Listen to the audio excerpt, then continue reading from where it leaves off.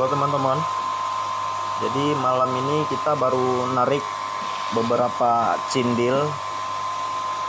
Inilah dia cindilnya teman-teman, ada dari beberapa indukan. Cuman yang di sini masih kecil-kecil karena kita taruhnya di dalam rumah gitu.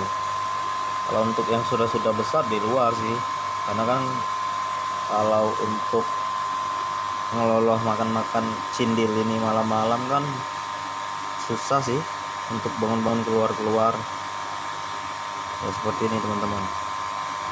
Jadi untuk bubur lolohannya kita pakai A21 ya teman-teman.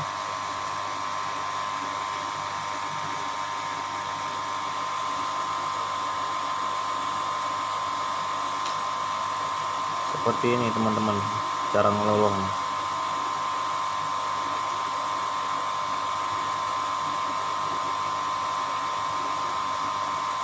Usahakan selang atau pipet itu jangan sampai dimasukkan ke mulut ya, tempelkan saja dan rasakan.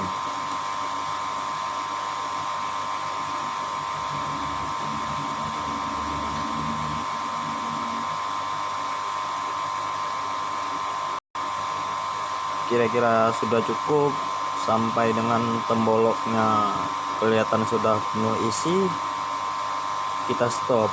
Usahakan tidak berangin ya temboloknya teman-teman.